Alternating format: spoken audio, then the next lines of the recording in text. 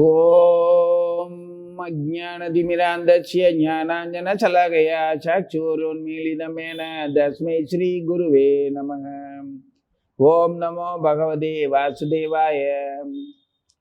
காத்யாயினி மகாமாயே மகாயோகினீஸ்வரி நந்தகோபசுதம் தேவி பதிந்தே குருதே நமः.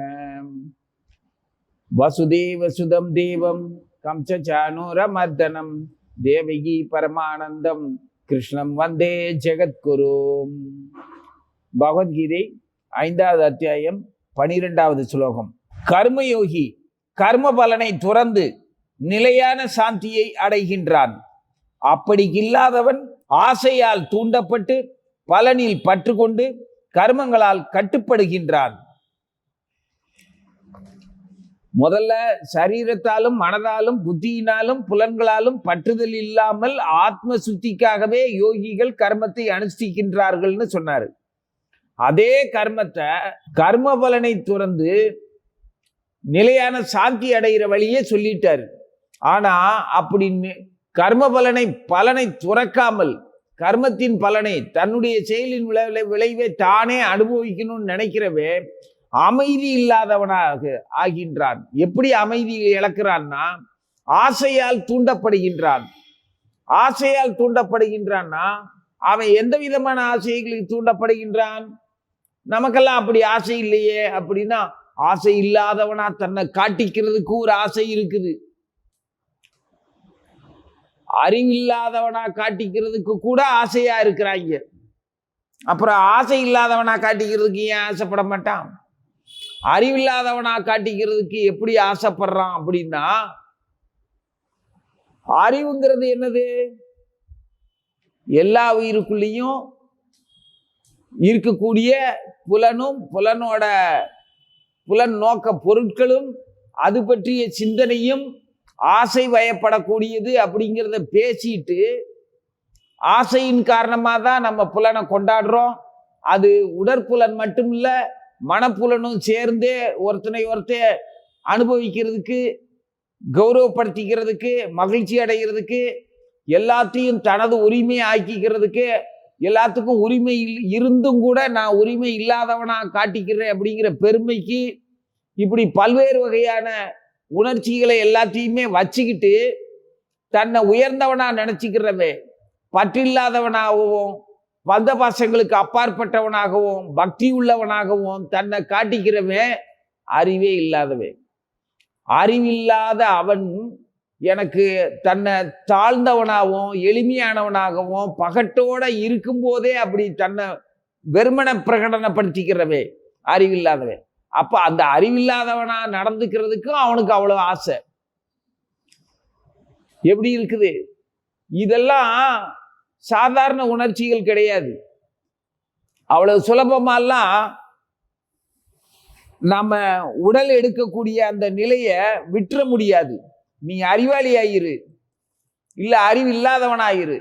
அவ்வளவு சுலபமா உடல் அடுத்தடுத்து வெவ்வேறு உடல்ல நாம ஜீவன் தங்கி தங்கி அனுபவிச்சு வாழ்ந்து பிறந்து இறந்து போறதுல எவ்வளவுதான் ஞானத்தை பத்தி பேசினாலும் சரி, பக்தியை பத்தி பேசினாலும் சரி, எத்தனை வழிபாடு, எத்தனை திருவிழாக்கள், எத்தனை விரதம் தவம் இருந்தாலும் கூட இந்த மமகாரம் அகங்காரம்ங்கிற அந்த ஆசையிலிருந்து ஜீவன் அவ்வளவு சுலபமா வெளியில வர்றதுக்கு இல்லை.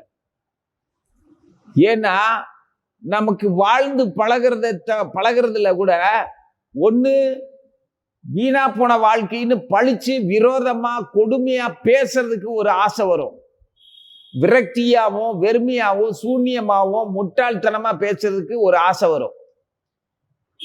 அந்த ஆசைய அனுபவிச்சுக்கிட்டே விரக்தியை அனுபவிக்கிற ஆசை, வெறும் சூன்யந்தான்னு பேசுறதுக்கு ஆசை, மக்கள் எல்லாரும் முட்டாள்கள்னு பேசுறதுக்கு ஆசை, எந்த ஒரு செல்வமும் நிலை இல்லாததுன்னு பேசுறதுக்கு ஆசை, சைனியம் மொத்தமுமே துவம்சம் பண்ணிடுவேன் அப்படின்னு வீராவேசம் பேசுறதுக்கு ஆசை, இப்படி பல்வேறு வகையான ஆசைகள்.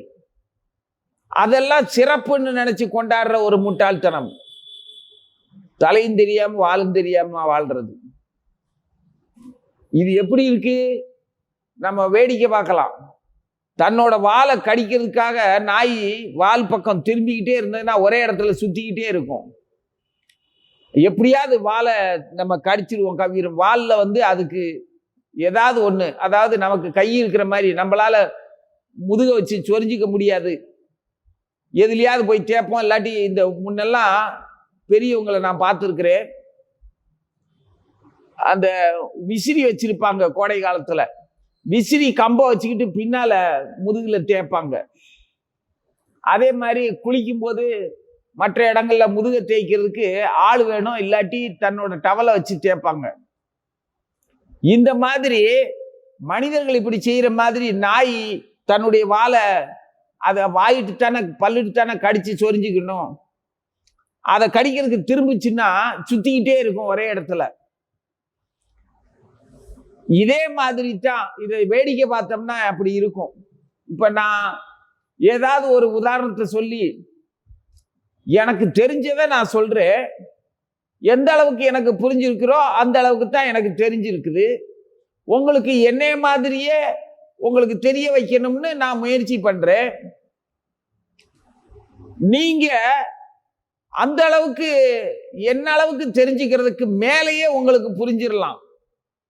நான் சொல்ற வார்த்தைகளால உங்களுக்கு ஒரு பிரயோஜனம் இல்லாம அது வெறும் தூண்டுதலா மட்டும் இருக்கக்கூடிய ஒரு சாதாரண ஒரு சொல்லா இருந்துகிட்டு, சொந்த புத்தியில உனக்கு இருக்கக்கூடிய பக்தியினாலையும் பகவானை பத்தி தெரிஞ்சுக்கணுங்கிற ஆர்வத்தினாலையும் நீங்க நான் புரிஞ்சதை விட நான் தெரிஞ்சதை விட அதிகமாவே தெரிஞ்சுக்கலாம். அப்படி தெரிஞ்சுக்கிட்டதுனால, நீ எனக்கு சொல்லி கொடுத்ததுனால நான் அதிகமா தெரிஞ்சுக்கிட்டேன் அப்படின்னு நீங்க என்ன இப்ப என்கிட்ட சொல்லலைன்னா, நீ சொல்லி கொடுத்ததுனால நான் அதை வச்சு இன்னும் நிறைய தெரிஞ்சுக்கிட்டேன் அப்படின்னு நீ எங்ககிட்ட சொல்லலைன்னா, அதுக்கு ஒரு கவலை, அதுக்கு ஒரு ஆசை வரும். எனக்கு சொன்னா அதுக்கு ஒரு ஆசை வரும். சொல்லலைன்னாலும் வரும் ஆசை, சொல்லலை சொன்னாலும் வரும். இப்படி நம்ம ஏதாவது ஒரு வகையில அமைதி இழக்கக்கூடிய வேலையை அற்புதமா செஞ்சுக்கிட்டே இருக்கும்போது அப்புறம் பல்வேறு உடல்கள்ல பயணம் பண்ணாம என்ன செய்யறது? எப்ப அமைதி அடைவோம்? எதை பார்த்தாவது சும்மா நான் அசூயைப்படல, பொறாமப்படல, ஆசைப்படல அப்படின்னு சொல்லிக்குவோம். ஆனா உரிமை உணர்வு அவ்வளவு சுலபத்துல போகாது. நம்மளை விட்டு நம்ம கிட்ட இருக்குது, அதுவா போகாது. நம்ம தான் போக வைக்கணும். போக வைக்கணுங்கிறது கூட நமக்கு தெரியல.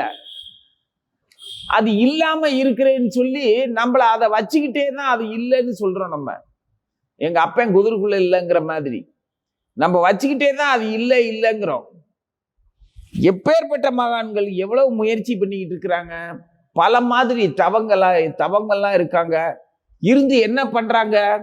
ஏதாவது ஒரு தெய்வத்துக்கிட்ட அபரிமிதமான மரணமற்ற வாழ்வு வேணும் அப்படின்னு சொல்லி வரம் வாங்கினதா கதை இருக்கு.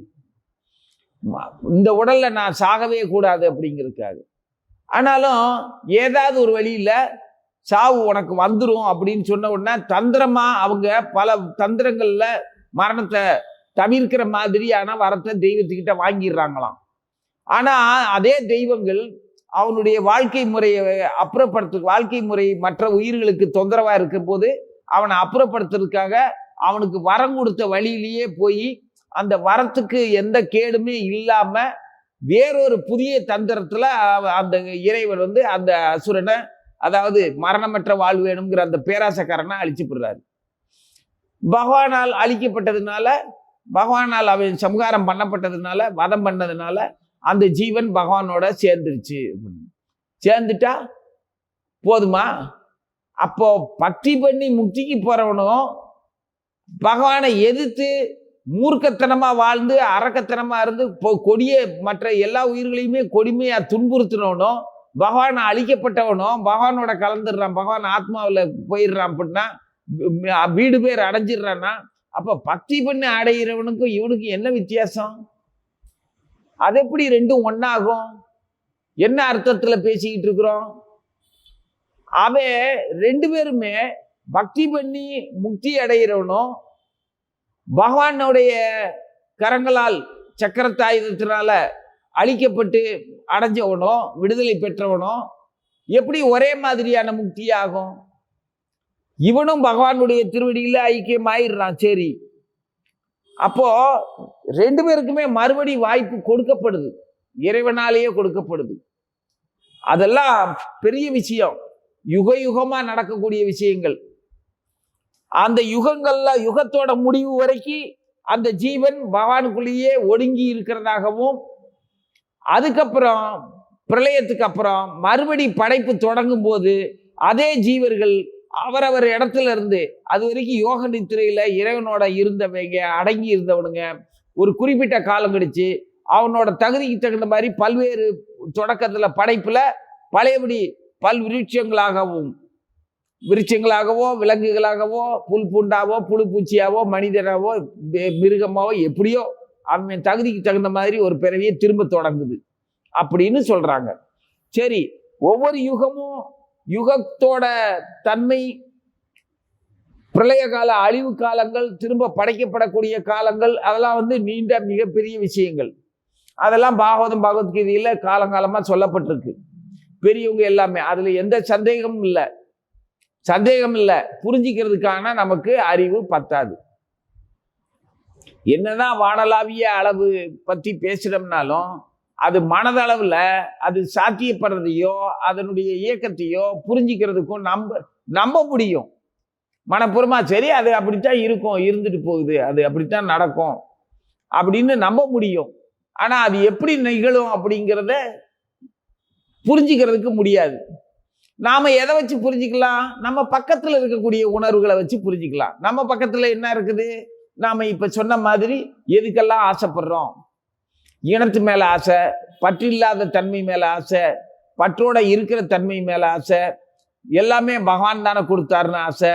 பகவானை பற்றி எல்லாம் யோசிக்காம வாழ்றது தான் வாழ்க்கை, நான் அனுபவிக்கிறது தான் வாழ்க்கை அப்படின்னு தன்னுடைய புலன்களையும் புத்தியவும் மட்டுமே நம்புறது ஒரு ஆசை. தன் இனம், தன் மொழி, தன் மக்கள், தன் நாடு அப்படின்னு என்னோட பண்பு பழக்க வழக்கம்னு சொல்றதுல ஆசை.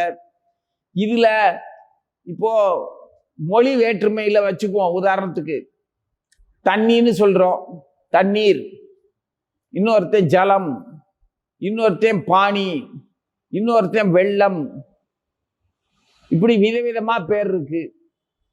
இந்த பேருக்கு தகுந்த மாதிரி அந்த பொருள் மாறுதா? மாறுறதில்ல. தண்ணீர் குடிக்கிறவன் அவன் வெள்ளம் குடிக்கின்றான், பருகுகின்றான். பானி குடிக்கிறான், வாட்டர் குடிக்கிறான் அப்படின்னு சொன்னா இதெல்லாம் இனமாவும் மொழியாவும் பிரிச்சு வச்சு தண்ணி குடிக்கிறவன், வாட்டர் குடிக்கிறவன் அப்படின்னு சொல்லி இனமா பிரிச்சு நாம தண்ணி குடிக்கிறவன் முறை எனக்கு எதிரி, வாட்டர் குடிக்கிறவன் தான் எனக்கு சொந்தக்காரன் அப்படின்னு சொல்ல முடியுமா? இப்படி மொழியாலையும் இனத்தாலையும் ஒவ்வொரு விதமா நாம எதுக்கெல்லாமும் ஆசைப்படுறோம். ஏன் இறைவன் அப்படிங்கிற ஒன்ன ஒருத்தன் கடவுளுங்கிறான், ஒருத்தன் இறைவன்கிறான், ஒருத்தன் தேவன்கிறான், ஒருத்தன் பரமாத்மாங்கிறான், ஒருத்தன் பிரம்மம்ங்கிறான், ஒருத்தன் ஒண்ணுமே இல்லாத சூன்யம்ங்கிறான், எல்லாம் விஞ்ஞானம்ங்கிறான். இப்படி ஒவ்வொரு வகையா ஒவ்வொருத்தரும் சொல்றோம். இப்படி ஒவ்வொரு விதமா சொல்றவ எல்லாருமே வெவ்வேறு இனங்களா நாமளே பிரிச்சுக்கிறோம். ஒருத்தர் ஒரு நாட்டுல பூமி மொத்தமே பாரத வருஷம்தான், பூலோகம் மனிதர்களுக்கானது, தேவலோகத்துல இருக்கிறவங்களே கூட பூலோகத்துல வசிக்க ஆசைப்படுறாங்க. ஏன்னா பூலோகத்துல இருக்கக்கூடிய அந்த பாரத வருஷம்ங்கிறது பூமி மொத்தம் 7 கண்டங்களை கொண்டது அப்படிங்கிற தகவல்லாம் இருக்கு. அப்ப தனித்தனி நாடாயிருச்சு, வேற வேற இனமாயிருச்சு. சரி, ஒரே பாரத வருஷத்துக்குள்ளேயும் பல்வேறு மொழிகளும் பல்வேறு இனங்களும் இருக்குது. இந்த மொத்த இதுலயுமே ஒவ்வொருத்தர் இனத்திலையும் அவங்கவுங்களுக்கு தகுந்த மாதிரி இறைவனை உணர்த்துறதுக்கு ஒருத்தங்க வந்தாங்க. அவங்களுக்கு ஆசையே இல்லைன்னு சொன்னாங்க. ஆசையே இல்லாத அந்த கடவுளுடைய தூதுவர்கள்னு சொன்னவங்க தன்னுடைய மக்கள்னு சொல்லி தனக்காகவே தன் இனத்தை தன்னுடைய கொள்கைகளை ஒத்துக்கிட்டவங்களை எப்படி ஒத்துக்க வச்சாங்க? கணு தெரியலன்னா கணு தெரிய வச்சான். நோய் குணம், தொழுநோயா இருக்கிறவன தொழுநோய் குணப்படுத்தினான். அற்புதங்களை, பல மாதிரி வித்தைகளை, அற்புதங்களை காட்டி மக்களை தன் பக்கத்துல இழுத்து இறைவனை பற்றிய செய்தியை சொன்னாங்க. அவங்களுக்கு என்ன ஆசை இருந்துச்சோ தெரியாது, என்ன வித்தை காட்டினாங்களோ தெரியல.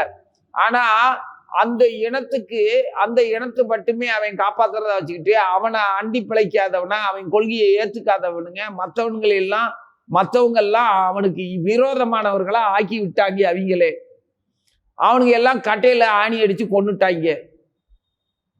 வேறொரு இனம் இந்த மாதிரி கடவுளை பற்றி சொன்னவனா கொன்னுட்டானுங்க.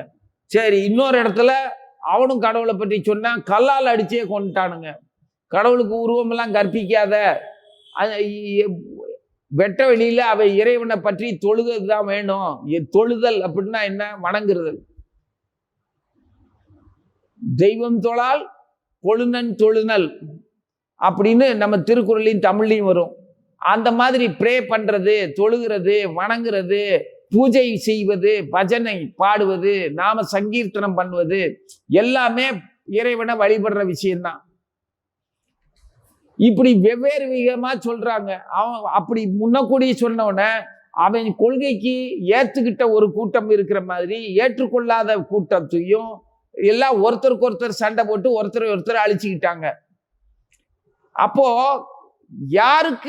யாரால அமைதியா இருக்க முடியும்?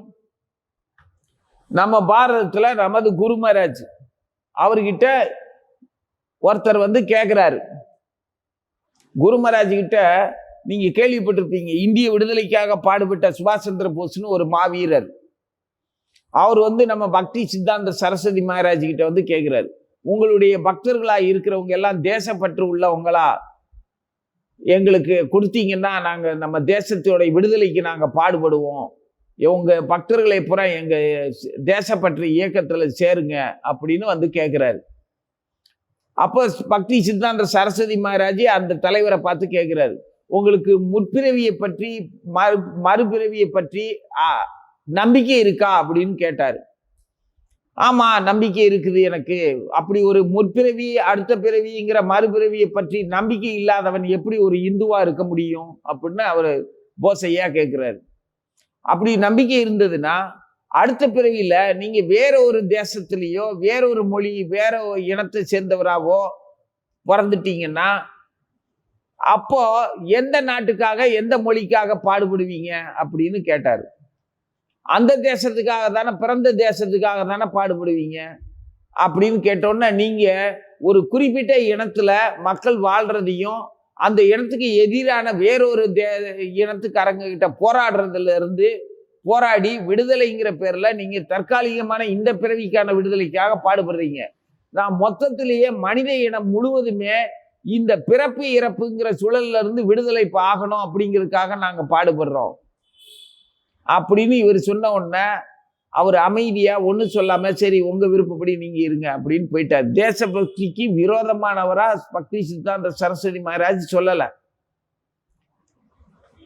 அதே அவருடைய வழிமுறையிலேயே இன்னைக்கு வெவ்வேறு தேசத்துக்காரனோ நாகரிகமற்றவனோ ஒழுக்கம் இல்லாதவனோ வேறு மொழி பேசுறவனோ நம்ம இந்திய பண்பே இல்லாதவனோ இந்திய பண்புக்கு இன்னைக்கு வந்திருக்கிறான். இது மண்ணுலக பண்பா விண்ணுலக பண்பாங்கிறத பத்தி பேச்சில்ல, மனித பண்பு அப்படிங்கிறதுக்கு வரணுங்கிறது தான் நம்ம கிருஷ்ணரும் பகவத்கீதையும் சொல்லித்தர்றது. இதுல ஆசை இல்லாத நிலையை புரிஞ்சுக்கணுங்கிறது ரொம்ப சுலபம். அதுக்கு தூய்மையான பக்தி இருக்கணும். நம்ம தெரியுதோ நம்ம தெரியலையோ கடவுள் அப்படிங்கிற விஷயத்த நீ உன்னோட அபிப்பிராயத்தைப்படி கடவுளை நீ எப்படி வேணாலும் வர்ணிச்சுக்கோ. இல்ல அவருக்கு உருவம் இருக்கு உருவம் இல்லை, அல்லது அவர் ஆணா இருக்கிறாரு அவர் பொண்ணா இருக்கிறாரு, இல்ல மிருகமா இருக்கிறாரு, இல்ல மிருகமும் மனிதனுமா கலந்து இருக்கிறாரு, இல்ல அவர் வெறும் இடி முழக்கமா இருக்கிறாரு சப்தமா இருக்கிறாரு தண்ணியா இருக்கிறாரு மேகமா இருக்கிறாரு, எப்படி வேணாலும் இஷ்டப்படி வச்சுக்கோ உனக்கு தெரிஞ்ச மாதிரி. ஆனா அவரு உயிர்கள்ட்ட அன்புள்ளவர், எல்லா உயிர்களுமே அவருடைய பிள்ளைகள் அப்படின்னு உன்னால ஏத்துக்கிட்டேன்னா அப்பதான் நீ கடவுளை என்ன பேர் சொல்லி கூப்பிட்டா என்ன? உன்னைய ஒரு குழந்தை அம்மான்னு சொல்லும், இன்னொன்னு அக்கான்னு சொல்லும், இன்னொன்னு சித்தின்னு சொல்லும், இன்னொன்னு அத்தைன்னு சொல்லும், இல்ல மாமான்னு சொல்லும். நம்ம ஒவ்வொருத்தரையும் ஒவ்வொரு விதமான பேர் சொல்றோம். ஆனா நபர்கள் மாறுறது இல்லையே, அன்பு மாறுறது இல்லையே. அதே மாதிரி நீ என்ன மொழியில வேணாலும் எந்த பேரை வேணாலும் வச்சுக்கோ. நீ கட்டடம் கட்டி கும்பிடு, இல்ல கூம்பா கோயிலை கட்டி கும்பிடு, இல்ல குடிசையை கட்டி கும்பிடு, இல்ல ஒண்ணுமே இல்லாம வெட்ட வெளியில கும்பிடு, இல்ல மரத்தடியில சாமி இருக்குது கும்பிடு, எப்படி வேணாலும். ஆனா இறைவன்கிறவன் எல்லா உயிர்களுக்கும் உற்ற தந்தை. அந்த தந்தை எப்படி தன் மகனையும் பிள்ளையும் எப்படி பாசத்தோட பார்ப்பானோ அதே மாதிரி கடவுளுக்கு ஈ எறும்புல இருந்து நாய் பேயில இருந்து மனுஷன்ல இருந்து ஆடு மாடு கோழியில இருந்து எல்லாருமே ஒருத்தருக்கு ஒருத்தர், எல்லாருமே எந்த உயிராகும். நானே இன்னைக்கு மனித உடல்ல இருக்கிறேன், நாளைக்கு எந்த உடலுக்கு போவேன்னு என்னோட குணமும் நடத்தையும் வாழ்க்கை முறையும் என்ன கதி ஆகுமோ தெரியாது. அப்ப நான் எந்த உடலுக்கு வேணாலும் போற வாய்ப்புள்ளவன். அதே மாதிரி அந்த உடல்ல இருக்கிறவனோ நமக்கு வேண்டியவனோ வேண்டாதவனோ மனிதனா இருந்திருக்கலாம், அல்லது இன்னைக்கு எலியாவோ பூனையாவோ சிங்கமாவோ மாடாவோ இருந்திருக்கலாம். இதுல பண்பாடு கலாச்சாரம் மொழி இனம்னு சொல்லி ஏதாவது ஒரு அடையாளம் நமக்கு வாழும் முறைக்கு அடையாளமே தவிர அந்த ஒரு அடையாளத்தை வச்சு இன்னொரு அடையாளத்தை எதிர்க்கிறதுக்காக கொடுக்கல. அடையாளம் உனக்கு 2 கண்ணு இருக்குது, பார்வை ஒண்ணுதான். அதே மாதிரி உடல் உறுப்புகள் எப்படி வேலை செய்யுதோ அதே மாதிரி தான் முட்டையில இருந்து பிறந்தாலும் சரி, அண்டத்துல பிறந்தாலும் சரி, பிண்டத்துல பிறந்தாலும் சரி, அழுக்குல இருந்து பிறந்தாலும் சரி, அந்த ஒவ்வொன்றும் நம்ம தகுதிக்கு தகுந்த மாதிரி குணத்துக்கு தகுந்த மாதிரி உடல் தான் கிடைக்குது. மொழியாலேயோ இனத்தாலேயோ வடிவத்தினாலேயோ வாழும் முறையினாலேயோ கழிவுகளை உண்டு வாழக்கூடிய ஜீவனாகவோ இருந்தாலுமே எல்லா ஜீவனுமே அவனவன் குணத்துக்கும் நடத்தைக்கும் பண்புக்கும் தகுந்த மாதிரியான ஒரு உடலையும் ஒரு எதிரியவும் ஒரு உறவினரையும் சம்பாதிக்கிறோம். இதுல துவேஷம் பார்க்கறதுக்கோ பொறாமப்படுறதுக்கோ புத்திசாலித்தனம்னு தன்னைத்தானே பெருமைப்படுறதுக்கோ விரக்தி ஆகிறதுக்கோ வேதனைப்பட்டு இனம்னு சொல்லி இன்னொரு இனத்தை போராடி அழிக்கிறதுக்கோ தேசத்துக்காக உயிர் நீத்தம் இப்படி பல்வேறு வகையான உயிரை கொடுத்தோம் அப்படிங்கிறதுக்காக உயிரெல்லாம் அழிக்க முடியாது, பிறக்க வைக்கவும் முடியாது, இறக்க வைக்கவும் முடியாது, உயிரை யாருக்கும் கொடுக்கவும் முடியாது, எடுக்கவும் முடியாது. ஒண்ணுமே செய்ய முடியாதுங்கிறதெல்லாம் தெரிஞ்சதுக்கு அப்புறம் ஒரே ஒரு கருத்து மட்டும்தான், எப்ப அமைதியா இருக்க முடியும்? கர்ம பலனில் பற்று இல்லாமன்றாரு. கர்மம்ங்கிறது என்னது?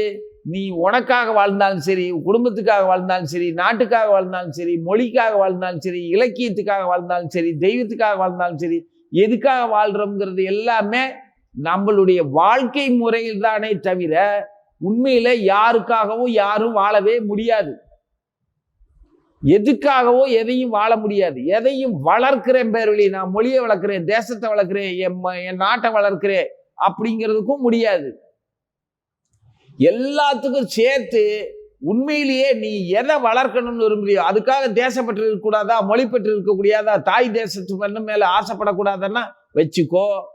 அதே தாய் தேசத்துல ஒன்னால எல்லா உயிர்களும் இதே பாரதத்துல பிறந்திருக்கிற பாம்புல இருந்து தேல்ல இருந்து மனுஷன்ல இருந்து வேற்று இனத்துக்காரன்ல இருந்து எல்லாத்தையும் ஒன்னால நேசமா ஏன் பார்க்க முடியல? அவன் கடவுளை நீ சொல்ற கடவுளை நீ அப்பான்னு சொல்ற, அவன் சித்தப்பான்னு சொல்றியான், இல்ல அவன் மாமான்னு சொல்றியான். அது எப்படி எங்க அப்பாவை அவன் மாமான்னு சொல்றான்? அவன் எனக்கு விரோதமானவன்னு சொல்லித்தானே சண்டை போடுற. ஏன் நீ கடவுளை நம்புறத மாதிரி அவனும் கடவுளை நம்புற மாதிரி 2 பேருமே ஏன் கடவுளை நம்புறவே எதுக்குடா வேற வேற இனம்னு சொல்றீங்க? ஏன் கல்லால் அடிச்சு கொள்றீங்க? ஏன் தூக்கில் தொங்க விடுறீங்க? ஏன் ஆணி அடிச்சு கொள்றீங்க? அதுல வழிபாடுன்னு சொல்லி நீ எதுக்காக அவனை கும்பிடுற? எதுக்காக அவனை கொன்ன? ஒவ்வொன்றும் பார்த்தோம்னா அமைதி இழக்கிற வேலையா தானே இருக்குது. உண்மையிலேயே அமைதி இழக்கிறதுக்கு பதிலா அமைதி இழக்காம இருக்கிறதுக்கு ஒரே ஒரு விஷயம்தான். பகவான் என்ன சொல்றாரு? பகவான் சொல்றதா இருந்தான், நீ யாரையும் கொலை செய்யறது கொல்லணும் அப்படின்னு நினைக்கிறது அந்த குணத்தெல்லாம் விட்டுட்டு நீ எதுக்காக இப்ப போர்க்களத்துல ஒன்னா சேர்ந்திருக்கிறோம்? ஒன்னு இனம் அவனுடைய இனம்ங்கிறத இனம் வேற்றுமை இல்லையா? ஒருத்தர் அழிக்க வர்றோம். அவன் உன்னையே இங்க வாழ விட மாட்டீங்க. அவன் கடவுளுக்கு விரோதமானவனா இருக்கிறியா, அதனால நீ அழின்னு கிருஷ்ணர் சொல்லவே இல்லை. அவன் கடவுளுக்கு விரோதமானவன், தர்மத்துக்கு விரோதமானவன், அவனை காலி பண்ணிடுவோம் அப்படிங்கிறதுக்கோ இல்ல உனக்கு ஒண்ணுமே கொடுக்க மாட்டீங்க, உன்னைய வாழ விட மாட்டீங்க, அவனை கொன்று அப்படிங்கிறதுக்காகவோ சொல்லல. இது அவரவர் குணத்தின்படி எல்லா உயிர்களுக்குள்ளேயும் இருக்கிற அந்த இறைவன்கிற அந்த பரமாத்மா ஒரு உயிருக்கு ஒரு உயிர் இறைவனுடைய பிள்ளைகள் தான் அப்படிங்கிறத ஒத்துக்காதவே இடத்த பார்த்து மறுபடியும் வேறு உடலுக்கு வரட்டும், அப்போ அது நல்ல புத்தி வரட்டும். இடம் மாத்தி விட சொல்றாரு. ஆத்மாவுக்கு அழிவில்லைங்கிறதெல்லாம் சொல்லிட்டாரு. அகங்காரம் அப்படிங்கிறதுனாலதான் வெவ்வேறு உடல் எடுக்கிறான், மற்ற உயிர்கள் வாழ்றத தடுக்கிறேன் அப்படிங்கிறத சொல்லிட்டாரு. அவங்களுக்கு புத்திமதி சொல்லியோ மருந்து கொடுத்தோ காப்பாற்ற முடியாது. இந்த உடல்ல அவன் இப்படித்தான் இருப்பான், அவனை உடலை விட்டு அப்புறப்படுத்து, வேறொரு உடலை கொடுப்போம். அப்ப அவன் அந்த உடல்ல நேர்மையாவும் திருப்தியாவும் வாழ்றானான்னு பார்ப்போம். அப்போ நேர்மையாவும் திருப்தியாவும் வாழ்றதுக்காக அவர் கட்டாயப்படுத்தி அவனுடைய ஆசைகளை எல்லாம் அழிச்சிட்டு வேறொரு உடல் கொடுக்கல. அவன் அந்த உடல்ல இருந்து துரிதமா அப்புறப்படுத்தப்பட்டு அவனுடைய ஆசைகள் எல்லாம் நிறைவேற்றிக்கிறதுக்கான பல்வேறு உடல்கள்ல பயணம் பண்ணிட்டு என்னைக்காவது ஒரு நாள் புரிஞ்சு வருவான். புரியுதா? அவனை அழிக்கிறதும் உன்னுடைய கடமை. கடமை அழிக்கிறது கடமை, வாழ வைக்கிறது கடமை. அப்படிங்கிற மாதிரி உனக்கு என்ன வேலையோ அதை செய்யுங்கிறார். அப்படி பார்த்தா நம்ம மாமிச உணவு தீங்கிறதையும், கசாப்பு கடைகளும், மதுபான விற்பனைகளையும், விபச்சார விடுதிகளும் எல்லாமே இருக்கிறதெல்லாம் கடவுள் பார்த்து அனுமதிச்சுக்கிட்டு தான் இருக்கிறாரு. அனுமதிச்சுக்கிட்டு இருக்கிறாரு அப்படின்னு நம்ம இப்படித்தான் சொல்றோம். அது கடவுள் மேல படிக்கிற மாதிரி. ஏற்றுக்கொள்ளுதல் வேற, ஒத்துக்கொள்றது வேற. ஏற்றுக்கொள்ளுதல்ங்கிறதுல நம்ம அந்த விஷயத்தை பரிபூர்ணமா நமக்கு இணங்கி போயிடுறது. ஒத்துக்கிறதுங்கிறது நான் ஏத்துக்கல, ஆனா நீ சொல்றதுக்காக நான் சரி இரு விருப்பப்படி அப்படின்னு விட்டுடுறோம். அந்த மாதிரி தான் கடவுள் விட்டுருக்கிறாரு. நீ எதை திங்கிறியோ அதுக்கு நீ பழையபடி ஒன்னே திங்க கொடுக்கணும். அப்போ அந்த கணக்குப்படி மறுபடி ஒருத்தரை ஒருத்தர் அழிக்கவும் அனுபவிக்கவும் ஆளவும் தான் விரும்பிக்கிட்டு சுத்திக்கிட்டு வந்துகிட்டு இருக்கிறோம். இறைவனுடைய பிள்ளைகள் தான், நான் என்ன போலதான் இங்க இருக்கிற உயிர்களும் இறைவன் பிள்ளைங்க தான் அப்படின்னு எப்ப நினைக்கிறோமோ அப்பதான் எனக்கு இருக்கிற உரிமை இங்க வாழக்கூடிய ஒவ்வொரு ஜீவனுக்கும் இருக்குது. பூலோகத்துல எனக்கு இறைவன் கிட்ட எந்த உரிமை இருக்குதோ அதே உரிமை இறைவனை உருவம் இல்லைன்னு சொல்றவனுக்கும், இல்ல அவர் இப்படிப்பட்டவர் அப்படின்னு இயற்கையானவர் அப்படின்னு சொல்றவனுக்கும் அவனுக்கு உரிமை இருக்கு. இறைவனை என்ன வேணாலும் அவன் பார்க்கலாம், எப்படி வேணாலும் பார்க்கலாம். இறைவன் அவனுக்கு இறைவனே இல்லைன்னு சொல்றவனுக்கும் இறைவன் அந்த சுதந்திரத்தை அவர் கொடுத்திருக்கிறாரு. அதை அழிக்கிறதுக்கும் தடுக்கிறதுக்கும் மறுக்கிறதுக்கும் போராடினேன்னா அது உன் இஷ்டம். தாராளமா போராடு. நீ ஜெயிச்சேன்னாலும் சரி, அவன் ஜெயிச்சாலும் சரி, நீ தோத்தாலும் சரி, அவன் தோத்தாலும் சரி, இறைவன் இறைவனாவே இருப்பார். அப்ப இறைவன் ஒருத்தன் சண்டையோட வச்சு பார்த்துக்கிட்டு வேடிக்கை பார்த்துக்கிட்டு இருக்காரா? வேடிக்கை பார்த்துக்கிட்டு இருக்கல. ஜீவனுக்கு எவன் எங்க செத்தாலும் சரி, எங்க பிறந்தாலும் சரி, அவர் கூட இருந்து அவனுக்கு வேண்டிய வசதிகளை செஞ்சு கொடுத்துக்கிட்டு தான் இருக்காரு. அப்ப இதுக்கு முடிவுதான் என்ன? எப்பதானா எப்ப அவை எல்லா உயிர்களும் இறைவன் பிள்ளைகள் தானே எப்ப நினைக்கிறானோ அதுதான் முடிவு. அந்த முடிவுக்கு வர்ற வரைக்கும் அவன் இப்படித்தான் சுத்திக்கிட்டு இருப்பான். அவனுக்கு நாடு, மொழி, இனம், தேசம், காலம், தேவலோகம் என்ன, விண்ணுலகம், மண்ணுலகம் என்ன, எதுவா இருந்தாலும் சரி அமைதி இல்லாம இப்படித்தான் சுத்திக்கிட்டு இருப்பான். இதுல மற்றவர்களால் கொண்டாடப்படுறவனா இருந்தாலும் சரி, மற்றவர்களால் கொடூரமா கொல்லப்படுறவனா இருந்தாலும் சரி, அமைதி அப்படிங்கிற விஷயத்துக்கு வரணும்னா எல்லா உயிர்களும் என் இறைவனின் உயிர்கள். அந்த உயிர்களுக்கும் எனக்கும் சம்பந்தம் இல்லை, ஆனா அவங்களுக்கும் இறைவனுக்கும் சம்பந்தம் இருக்கிறதுனால, எனக்கும் இறைவனுக்கும் சம்பந்தம் இருக்கிறதுனால அவனுக்கும் எனக்கும் சம்பந்தம் இருக்கு. உனக்கு எனக்கும் எந்த சம்பந்தம் இல்லை. உனக்கும் கிருஷ்ணனை பிடிக்கும், எனக்கும் கிருஷ்ணனை பிடிக்கும். நானும் கிருஷ்ணனுடைய பிள்ளை, நீயும் கிருஷ்ணனுடைய பிள்ளை. அப்ப நம்ம ரெண்டு பேருக்கும் ஒரே தகப்பன் தான். இந்த மாதிரி எண்ணம் வந்தால் ஒழிய அமைதி கிடைக்கவே கிடைக்காது. வெவ்வேறு வகையில இப்போ வாழும் முறையில ஒவ்வொரு வகையிலையும் வெவ்வேறு வகையான விதவிதமான பண்பாடு, விதிமுறைகள், வாழும் முறைகள் எல்லாமே உடை உடுத்துறதுல இருந்து, உணவுல இருந்து, பேசுற மொழியில இருந்து வெவ்வேறா இருக்குது.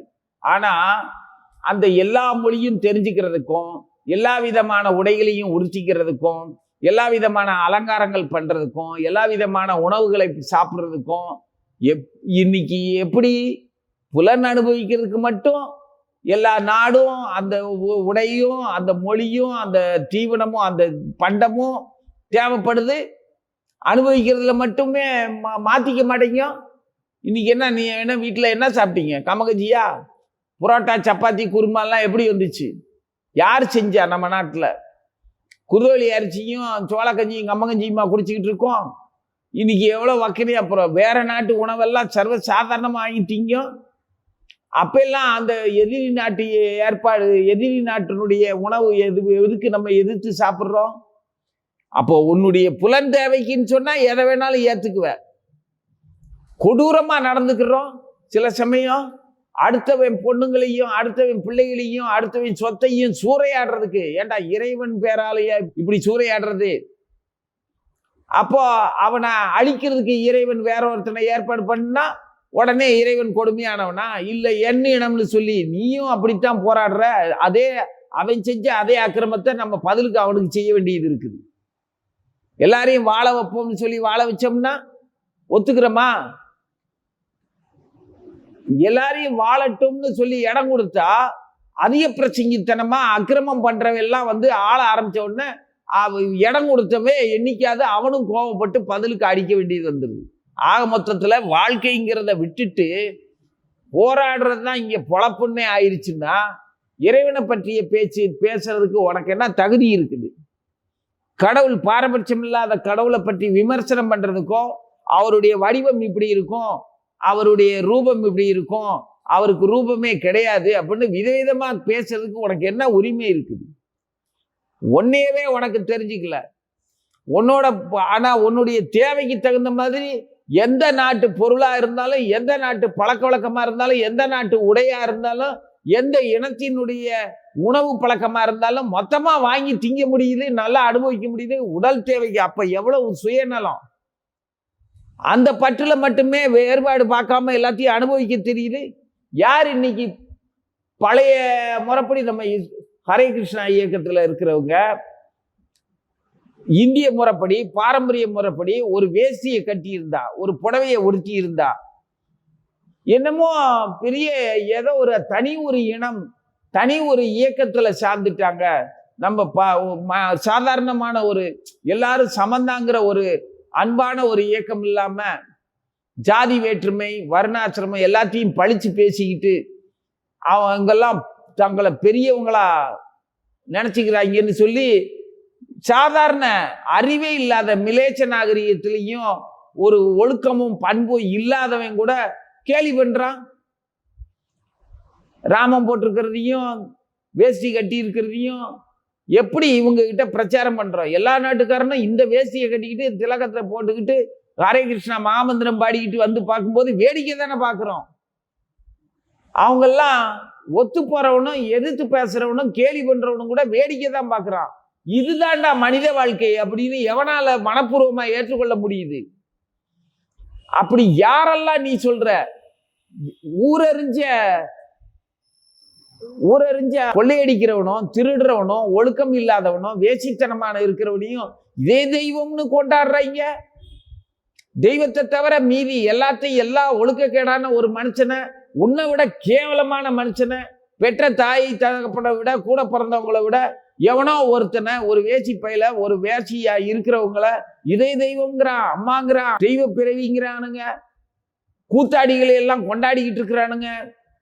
இதெல்லாம் பண்ணிட்டு அப்புறம் இனத்துக்காக என்னமோ விதவிதமா இனப்போர், மொழிப்போர் அப்படின்னு எல்லாம் உருவாக்கி தூண்டி விட்டு ஒருத்தனை நாய்கள் வட்டமா ஓநாய்கள்லாம் ஒரே மிருகத்தை ஒன்னா சேர்ந்து திங்கும் காட்டுல. அந்த ஒரு பெரிய மிருகம் வேட்டையாடி ஒரு மிருகத்தை அது தேவைக்கு தின்னுட்டு போயிருச்சு. அடுத்து இந்த மிருகங்கள்லாம் சேர்ந்து அந்த இறந்து கிடக்கிற அந்த ஒரே உடலை மிச்சம் அமிச்சத்தை ஒன்னா சேர்ந்து திங்கும். அதுக்காக எல்லாம் ஒற்றுமையா இருக்குதுன்னு சொல்ல முடியாது. அது முடிஞ்ச உடனே அதுக தின்னுட்டு போனதுக்கு அப்புறம் அதை விட சின்னதா கழுகுகள், பறவைகள் அந்த மாதிரியா அந்த மாமிச துணுக்குகளை அதுக திங்கும். அதுக போனதுக்கு அப்புறம் காஞ்சி போய் கிடக்கும்போது எறும்பு வரைக்கும், கரையான்ல இருந்து எறும்பு வரைக்கும் அந்த உடலை திங்கும். இதெல்லாம் இப்படி ஒவ்வொன்றா சாப்பிடுறதுங்கிறதுக்காக இவங்கெல்லாம் ஒற்றுமையானவர்கள்னு சொல்ல முடியாது. ஏதோ ஒன்ன தன் உடலுக்காக, தன் புலனுக்காக, தன்னை அனுபவிக்கிற விஷயத்துக்காகவே வக்கிரமான புத்தியோட இருந்துகிட்டு இறைவனின் பிள்ளைகள் தான் எல்லா உயிருங்கிற கருத்துக்கு வராம இருக்கிற வரைக்கும் அவனுக்கு அமைதியே இருக்கு. ஐயோ என் இனத்தை அழிக்கானே அப்படின்னு அமைதி இழக்கணும். ஐயோ நான் அவங்க இனத்துக்கு நான் எதிரியான, என் இனத்தை பழிச்சு பேசுறாங்களே, நாங்கெல்லாம் ஏமாந்துகிட்டு இருக்கிறோமே, ஏதோ ஒரு வகையில அடி வாங்கி சாகணும் ஒருத்தனுக்கு ஒருத்தன். காரணமே இல்லாம வாழ்க்கைக்காக போராடுறது, ஒரு இனத்தை சேர்ந்த இன்னொரு இனத்தை சேர்ந்தவன் கொலை செய்யறது, கொல்றது காலங்காலமா நடந்துகிட்டு தான் இருக்கு. அதையும் பகவான் அனுமதிச்சுக்கிட்டு தான் இருக்கிறாரு. எதுக்கு அனுமதிக்கிறாரு? இவன் வெவ்வேறு உடல்ல பயணம் பண்ணாலும் இவன் ஏற்கனவே தின்னதுக்கு தன்னை திங்க கொடுக்க வேண்டியது இருக்கு. கணக்கு வழக்கு சரியா இருக்கணும். இறைவன் கருணையோட தான் பார்த்துட்டு இருக்கிறாரு. சரீரம் எடுக்கிற வேலைய ஜீவன் தான் தனக்குத்தானே உருவாக்கிட்டு இருக்கிற அமைதி இழக்கிற வேலையை செஞ்சுக்கிட்டு இருக்கானே தவிர இறைவனால் அமைதி கெடுக்கவே இல்லை. அவன் எப்படியாவது அமைதிக்கு வந்துருவானா அப்படிங்கிறதுக்காகத்தான் இறைவனும் காத்துக்கிட்டு இருக்கிறார். இறைவனை பற்றி அபிப்பிராயம் சொல்ற அளவுக்கெல்லாம் நமக்கு ஒன்றும் கிடையாது. என் இறைவன் உன் இறைவன் எல்லாம் கிடையாது. இறைவன் ஒருவனே. அந்த இறைவனுடைய அங்கங்களா பல்வேறு துணைகள், அங்கங்களா இருக்கக்கூடிய பல்வேறு வகையான ஆற்றல்கள் தண்ணியா இருக்கும். நம்ம உடல்லையே கூட புலன்களா இருக்கிறார் இறைவன். குணமா இருக்கிறார், உணர்வா இருக்கிறாரு, புத்தியா இருக்கிறாரு, ஞானமா இருக்கிறாரு, கண் ஒளியா இருக்கிறாரு, காதுல கேட்கிற சப்தமா இருக்கிறாரு. எப்பனாலும் நம்ம உடலை விட்டு போனாலும் கூட வர்றவர் அவர் தான். நாம எந்த மாதிரியான எண்ணத்துல போறோமோ, கடவுளை நினைச்சுக்கிட்டு போறோமா, இல்ல நம்ம கூட இருக்கக்கூடிய சொந்த பந்தங்கள் மேலேயோ, அரசியல் மேலேயோ, இல்ல ஆன்மீக ஆசான்கள் மேலேயோ எது மேல கருத்தோட போறோமோ அந்த கருத்தோட தான் எண்ணத்தோட போகும்போது அதுக்கு தகுந்த மாதிரியான ஒரு பிறவியும், ஒரு மொழியும், ஒரு நாடும், ஒரு இனமும் கிடைச்சு போகுது. அப்பவும் கூடவே வராரு. எப்பவுமே கைவிடாம நீ பன்றியா பிறந்தாலும் சரி, புழு பூச்சியா பிறந்தாலும் சரி, கூட துணைக்கு இருக்கிறது கடவுள் தான். நீ எவ்வளவு வெறுத்தாலும் சரி, எவ்வளவு விரும்பினாலும் சரி, அதனால அவர் துணைக்கு இருக்கிறத உணர்ந்தாதான் அவருடைய தன்மை என்னன்னு தெரியும். அதுக்கு முன்னால நம்ம விதவிதமா இறைவனை பற்றி என்னமும் பேசிக்கலாம். கஜேந்திர மோட்சத்துல பாடி இருக்கிறபடி நீர் ஆணுமல்ல, பெண்ணுமல்ல, அலியுமல்ல, அதுவுமல்ல, இதுவுமல்ல அப்படின்னு எல்லாத்தையும் சொல்லிக்கிட்டே போவார் கஜேந்திரன். யானையா பிறந்து கூட அவனுக்கு பகவானுடைய நினைவு இருந்திருக்குதுன்னா ஆதி மூலமே நான் கூப்பிட்ட கதையெல்லாம் இருக்குது. யானையா பிறந்தான்னா, எந்த மிருகமா பிறந்தான, அசுரனா பிறந்தான, அவனுக்கு இறைவனுடைய மானா பிறந்த பரத மகாராஜா கதையும் இருக்குது. ஜீவன் பல்வேறு வடிவங்களை எடுத்துக்கிட்டு தான் இருக்கிறான். அப்படிங்கிறதுக்கு பல மாதிரியான ஆதாரங்கள் இருக்குது. அப்படியே அடிச்சு கொண்டாலுமே அவன் 3 நாள்ல உயிர் தெழுந்தார் அப்படின்னு வேற சொல்லிக்கிறோம். எல்லா பண்புமே இஷ்டப்படி நமது அனுபவிக்கிறதுக்காகவும் ஒருத்தனை ஆக்கிரமிக்கிறதுக்காகவும் ஏமாற்றுத்தனம் இருக்கிற வரைக்கும் இறைவனை தெரியவே தெரியாது. யாரையும் ஏமாற்றாம எல்லாரும் இறைவனுடைய, எல்லா உயிரும் இறைவனின் குழந்தைகள்ங்கிற அன்பு வந்தாதான் அமைதி அடைய முடியும். அது வரைக்கும் ஏமாற்றமும் கோபமும் ஆசையும் பாசமும் இருக்கிற வரைக்கும் இறைவனை பற்றி தெரிஞ்சுக்கிறதுக்கான வாய்ப்பே கிடையாது. அப்படி இல்லைன்னா, இறைவனை தெரிஞ்சுக்கலன்னா அமைதிங்கிறதுக்கும் வழியே கிடையாது. இறைவனை தெரியணும்னா இறைவனுடைய நாமத்தை தொடர்ந்து சொல்லு. வாயினார் பாடி மனதினால் சிந்திக்க போய பிழையும் புகுதருவான் நின்றடமும் தீயினில் தூசாகும் அப்படிங்கிறது தமிழ் செய்யுள். தமிழ் தெய்வமான ஆண்டாள் பாடினது. இந்த தெய்வத்தைய மொழிக்குன்னு சொல்லி அந்தந்த மொழியில சொல்லி இருக்கிறத இறைவனை நம்பி அவன் என்ன மொழியில என்ன இனத்துல பிறந்திருக்கிறானோ அதுபடியே இறைவனை அந்த பாதையிலேயே போய் பார்த்தா எல்லாருக்கும் பொதுவான இறைவனை அங்க போய் பார்த்துடலாம். ஓம் நமோ பகவதே வாசுதேவாய.